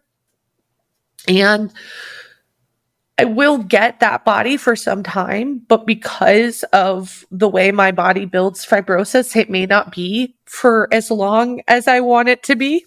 So you're telling me that Anna still believes that she's going to get that perfect body that she's always wanted, but also expects to gain everything back because of lipedema? What happened to body positivity? What happened to finding your worth beyond your size? Why is she so fixated on getting the body of her dreams when, according to her, this whole journey was supposed to be about improving her pain and mobility? Honestly, this just shows how unrealistic Anna's expectations are. She's constantly searching for this magic fix that doesn't actually require any real effort. But losing weight takes time and a lot of effort and a lot of commitment. And maintaining that weight loss requires a lifestyle change. Anna is chasing a body that she knows won't last. Liposuction isn't a permanent fix. It doesn't stop future fat accumulation or future health complications. And by framing it this way, she's not acknowledging the reality of what these surgeries can and cannot do. Only a true lifestyle change is going to give her the results and the permanency that she's looking for. And throughout this whole journey, Anna has been having to deal with the public perception of her and people like me questioning her every move. And that makes Anna big mad. The hardest thing that I faced as a public figure is that people don't believe I live the life I actually live. And that is a very weird experience. For every time I do something, there is a bevy of people who think that I've just done it for camera. And the wildest thing is like, before social media, before all of this is who I was. Yeah. I did not become a new person for the internet. If anything, my health journey was about getting back to who I was by relieving some of that pain and honestly, some of the weight, because it does affect mobility. I'm not going to sit here and say I didn't want to lose some of the weight, but then, you know, it's very fascinating to see that people would rather believe that I am orchestrating an insanely complex and difficult series of filming ops than the fact that I actually walked a mile. Yeah. Or ran a race. That they would rather believe that I have enough money, time, and desire to architect this entire wonderland than the actual truth of that I just did it. Yeah. Yeah. And I don't know where they think I have that much money. Like, bless. Thank you for thinking I'm so successful. But your girl does not have that, Cash. I wish.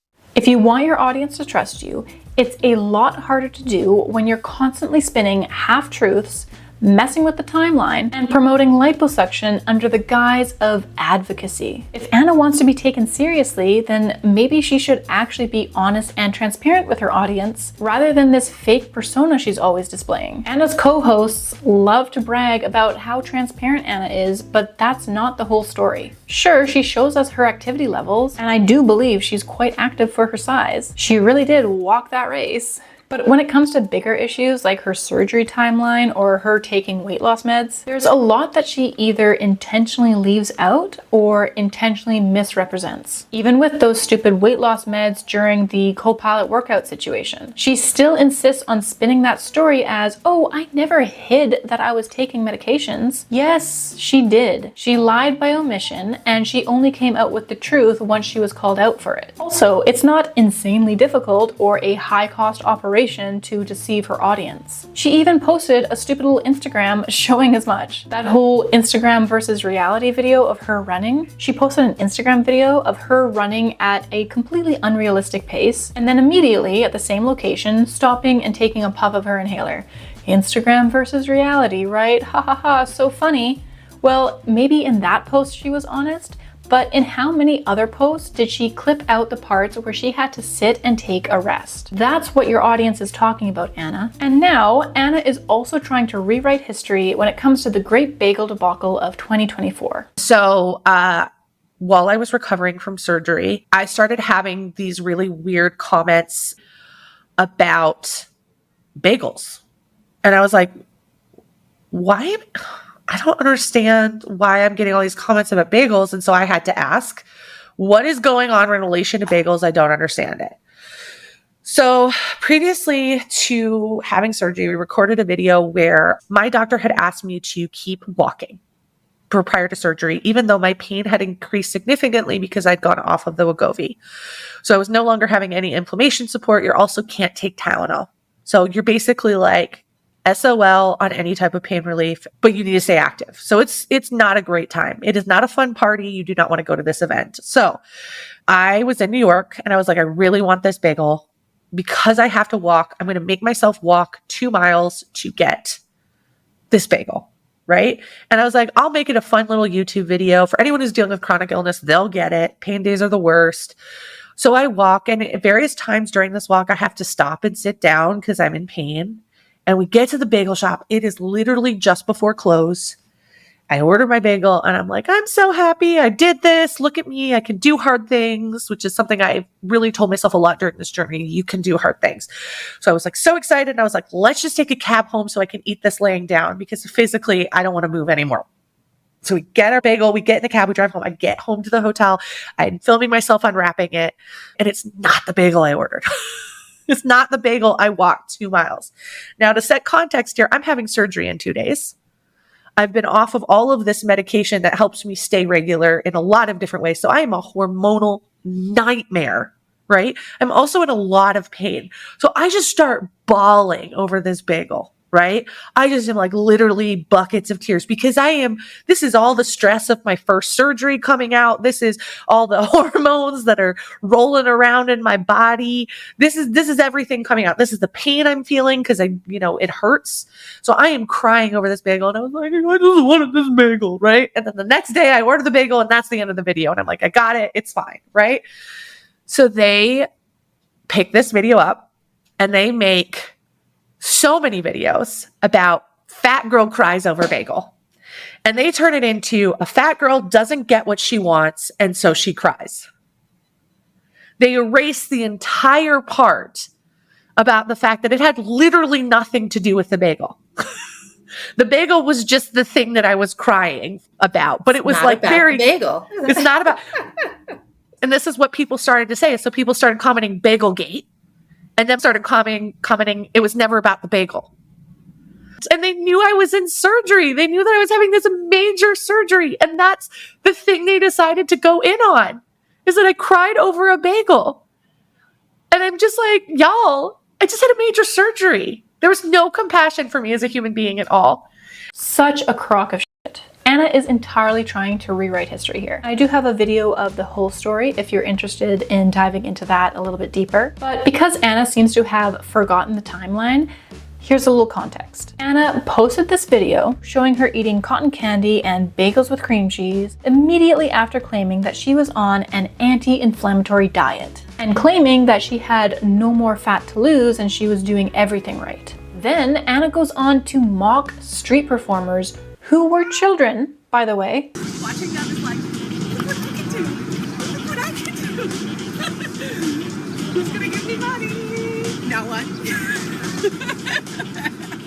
And get upset at this cotton candy artist who arrived on opening and yet was still too slow for Anna. So, I'll be honest. I'm impatient and I'm tired of waiting, so this better be good. And even though she posted this right after her lipedema surgery, she didn't tell her audience that this was all pre-recorded. So no one knew that she was doing this in the days prior to her surgery. So no, it had nothing to do with the bagel or the fake tears that she cried over food, which she chose to film, edit, and post, all while in her bed eating the damn thing anyway. But it's really no point to argue, because no matter what anyone says, no matter what real criticisms come up, Anna will always spin the story so that she remains the victim. There is a community of doctors who still do believe that obesity is the individual's fault. And it's not like 10% of our population is overweight. It's like 60% of our population. All these people are getting overweight. What is going on? Our genetics could be changing. Our food could be changing. Our environments could be changing. Our socioeconomic situations could be changing. What is causing people to gain weight? So let's take the morality out of it completely. Like, let's take the choice out of it and say it's not a person's choice. So if it's not their choice, if nobody would choose this, we have to start looking at this as something that's actually a medical issue versus punishing people. Anna touches on the idea that obesity is not the individual's fault. And I think it's important to acknowledge that systemic factors do play a role. Our food, our environment, our situation has an impact on our health. And these things have dramatically changed in just the past few generations. But while we should absolutely consider these factors, it doesn't mean that we should completely disregard the individual's decisions and habits. Just because obesity is widespread doesn't mean it's automatically solely a societal issue. The reality is much more nuanced. Yes, environmental factors and access to healthy food are issues, but behavior also plays a critical role. People have to make choices every day about what they eat, how they move, and how they care for their bodies. Saying that no one would choose this erases personal agency and paints a picture of people as passive victims of their circumstances, when in fact many do have the ability to change, even in the face of challenges. The fact that 60% of the population is overweight doesn't mean that it's out of the individual's control. And it doesn't mean that genetics have changed in just the past couple of generations. And no, these statistics don't mean that everyone is helpless.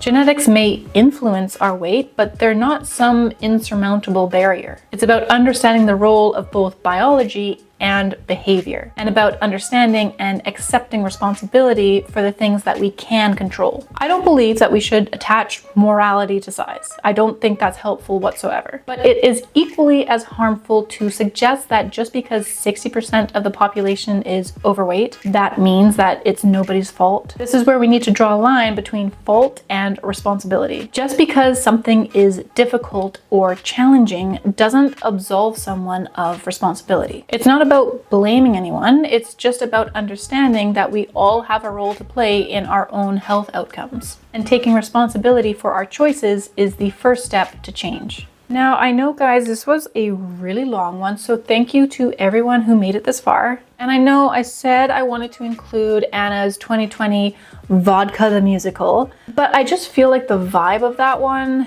is a little bit different than this video. So make sure to subscribe, stay tuned, because we will be going over that one in the near future. But for now, bye. Burp. Welcome to Vodka, the musical. Welcome to Vodka, the musical.